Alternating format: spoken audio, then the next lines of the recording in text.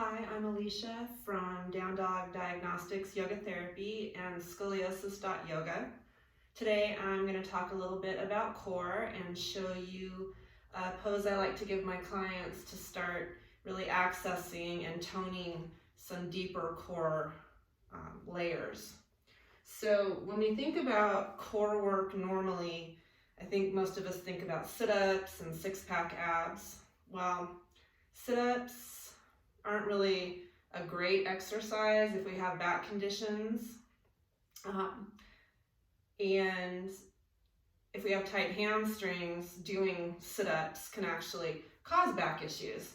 Plus those six-pack abs, they might look pretty, but what they do is kind of tighten and shorten and pull us into bad posture, which can eventually end up causing back issues. So when I work with someone, whether it's a herniated disc or scoliosis or just general toning and getting into better shape, we look to work the transverse abdominis.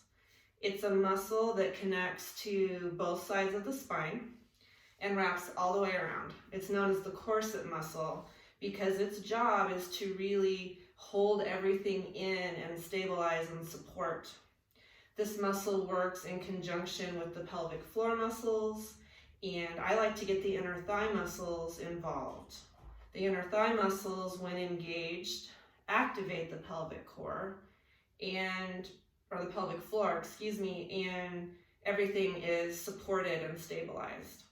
So a really good, accessible for most of us exercise is what I call knees down plank, and I use it with a prop between my thighs. I use a yoga block, but you could also use a rolled up bath towel, like fold it over and then over again and roll it up. So it's about yay big, and that works really well too. I hold those with rubber bands. So what this pose looks like, I'm on a hard floor, so I'm gonna kneel on my blanket. This is my yoga block.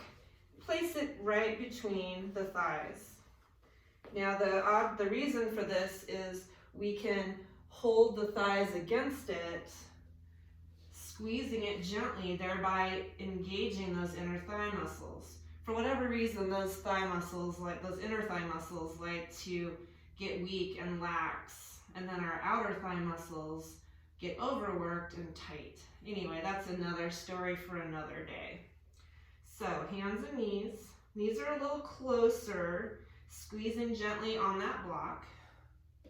We'll step the hands forward and shift our hips so that we create a long line from knees to shoulders. Don't let your pelvis sag toward the floor. Try to keep it lifted. So we're squeezing the block and we're pulling the belly in. We would hold for 10 long counts and then step back to neutral to rest. Option also to rest on forearms, even kind of stretching the seat back.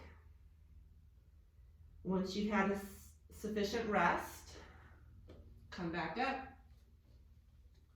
Shift once again, long line, knees to shoulders, squeezing the block and pulling the belly in.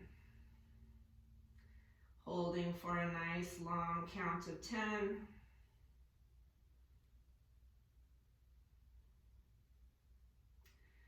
And coming back to rest, however you like.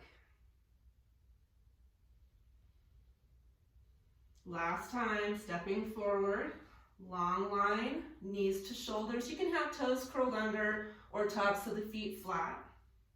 But the most important thing is that gentle squeeze on the block and the feeling that you're engaging the abdominals, pulling the belly in. Holding for a count of 10. I'm going to pretend that's a count of 10. Coming up. A nice resting position afterward. Child's pose. Also, you can use the block to support your forehead. If that's not an accessible pose for you, you can also lay on your back And hug your knees in towards your chest. So that's my knees down plank. I use it with a lot of different clients for a lot of different reasons, but it's great to get in there and stabilize and balance, really get the core toned. I'm gonna do another video on it where I weave it into down dog and full plank. I'll probably do that within the next couple of weeks. That way it builds strength in other areas of the body too. Thank you for watching.